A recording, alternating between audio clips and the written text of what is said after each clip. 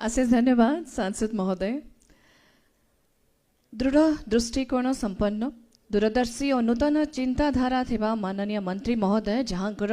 योग्य नेतृत्व और स्पष्ट रणनीति फल ओडिशा आज उद्योग और निवेश क्षेत्र में जातीय एवं विश्व मानचित्र एक गुरुत्वपूर्ण स्थान अर्जन करिछि। आपण माने टिके जोरदार करताली मध्य दे पारंती। जहाँकर अनुप्रेरणा और निर्देशन ओडिशा बृहत जातीय और अंतर्जातीय कंपनी मानक पई प्रथम पसंदर स्थल पलटि पारिछि। विभिन्न बृहत निवेश प्रकल्प, नूतन औद्योगिक नीति, त्वरित अनुमोदन प्रक्रिया एवं श्रम मित्र सुविधा माध्यम रे राज्य रे उद्योग परिवेश दिनकु दिन उन्नत हबारे लागिछि। आमे माने कहि परिबा दक्ष श्रम शक्ति, योग्य नीति एवं निवेशकंग पई स्वागत योग्य परिवेश निश्चित भाव रे ओडिसार विश्व शिल्प चित्र रे मान वृद्धि करिछि। जहार गुरुदायित्व निभाउछंती माननीय मंत्री उद्योग विकास, कौशल दक्षता यांत्रिक शिक्षा विभाग श्रीयुक्त संपत चंद्र स्वाई महोदय अनुरोध रखिबे निजर वक्तव्य आम समस्त को अनुप्रेरित करिवे।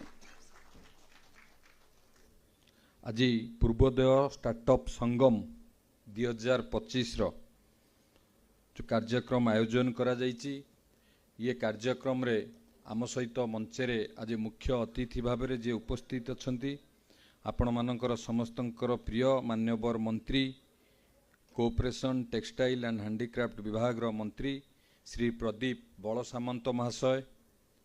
मंचरे उपस्थित अछंती मान्यवर सांसद जाजपुर रो श्री रवि नारायण बेहेरा महाशय, मान्यवर विधायक बड़चना श्री अमर नायक महाशय, मान्यवर विधायक कोरेई श्री आकाश दास नायक महाशय एवं स्वावलंबी भारत रीजनल कोऑर्डिनेटर एवं सांगठनिक क्षेत्र रे जे सबु बेले आमको प्रेरणा दियंती श्री शारदा प्रसाद शतपथी महोदय, ACS industries MSME Shri Hemant Sharma महाशय, उपस्थित अछंती कलेक्टर जाजपुर श्रीमती पी अन्वेषा रेड्डी महोदया एवं मो सामने उपस्थित आज ये स्टार्टअप क्षेत्र में इनोवेशन एवं एंटरप्रेन्योरशिप को वृद्धि करने उद्देश्य नहीं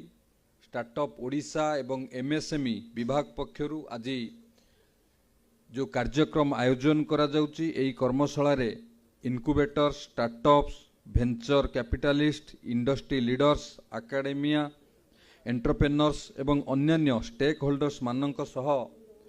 सामिल होबा निश्चित भाव में मो पाई एक खुशीर विषय।